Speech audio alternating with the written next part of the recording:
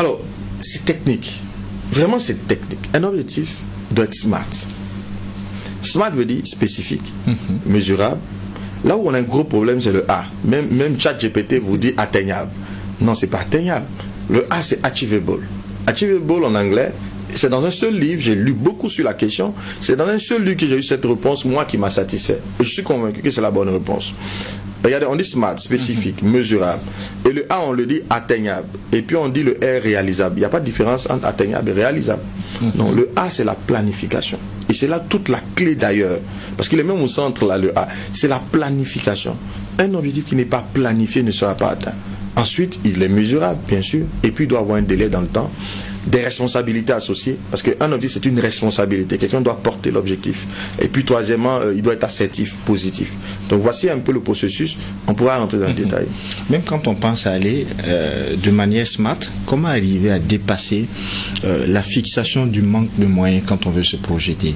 Le manque de moyens se résume lorsqu'on manque de planification. J'ai pas les moyens, quelqu'un qui dit je veux un emploi, ok, on lui demande qu'est-ce que tu sais faire. Il sait tout faire, ou il sait rien faire. Tu ne peux pas avoir d'emploi.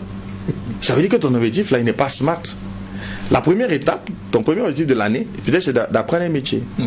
J'ai besoin d'un an ou de deux pour apprendre un métier. Je vous dis que ça prend du temps. Il ne veut pas apprendre le métier, il veut avoir un emploi. Tu fais ça comment? C'est pas réaliste. On ne va pas te recruter juste pour que tu viennes t'asseoir. On te recrute parce que tu apportes quelque chose. Donc si tu n'as pas de formation, tu n'as pas de capacité, de compétences, comment tu règles ce problème? Il est insolvable, ton problème. Donc il n'est pas réaliste. Quelqu'un a un diplôme, et j'en rencontre beaucoup, il a un diplôme, mais il est incompétent, il n'a pas bien appris. Donc il commence un stage, on le remercie, on le remercie parce qu'il ne répond pas aux besoins. Mais au lieu de se dire, attends, j'ai le diplôme, mais je n'ai pas le contenu, je n'ai pas maîtrisé mes cours, il faut que je reprenne le temps de maîtriser, il ne veut pas le faire. Et puis il veut quand même l'emploi. C'est pas cohérent, c'est de la névrose à la limite. Tu veux une chose et son contraire, ça ne marchera pas. Donc en réalité, dans bien des cas, c'est le problème. Ou il ne veut pas commencer petit. Attends, moi j'ai dit aux jeunes, mais attends, moi j'ai fait 2 ans de stage, sinon 3 pratiquement. On me payait 25 000 francs, c'était même pas suffisant en fait. Il fallait que je mette mes ressources. C'est vrai qu'il y en a, comme cette étudiante avec qui j'échangeais hier, qui n'ont pas d'aide du tout. Et là c'est très très compliqué, je suis d'accord. Mais tu as un toit, tu as un repas, tu as 3 repas dans la journée. Et il y a aussi des exemples. Hein. Moi j'ai un de mes collaborateurs qui a payé tout seul sa scolarité. D'accord? Il s'est marié là il n'y a même pas longtemps.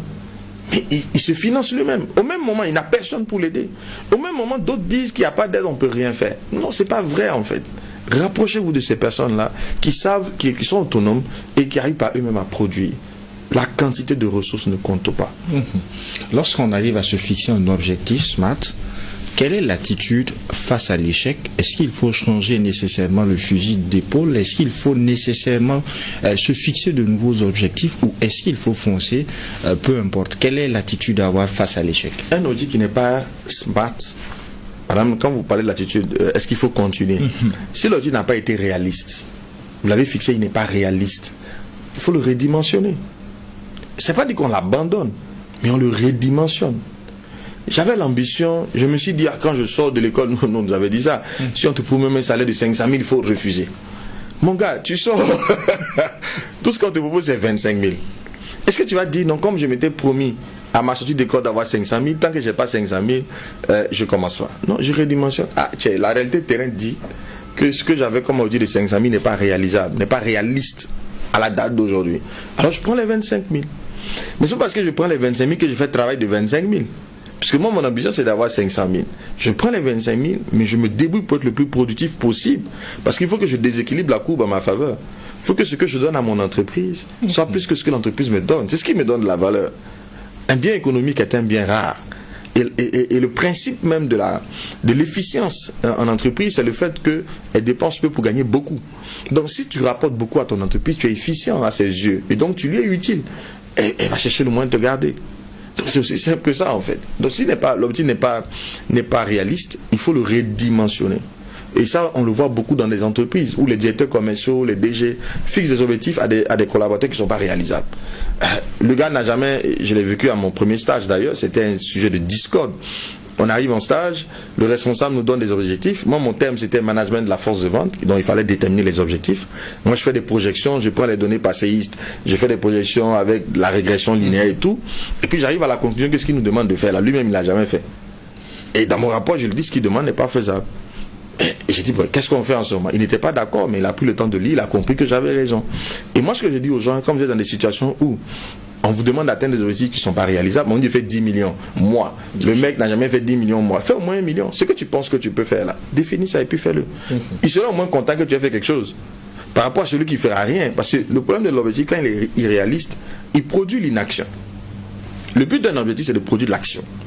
Quand on se fixe un but, il nous fait agir. Mais quand le but est trop grand, on n'agit plus. On se dit, ça ne sert à rien. Donc, ne dis pas ça ne sert à rien. Redéfinis ton objectif en fonction de ce que tu penses pouvoir faire. Parce qu'il y a une autre dimension dans l'objectif, c'est la foi, la confiance en soi. Quand tu atteins un, ta confiance augmente. Tu peux aller à un autre niveau, ainsi de suite. C'est pour ça qu'à l'école, quand il fallait faire les sauts en hauteur, le prof ne venait pas mettre la corde au plus haut.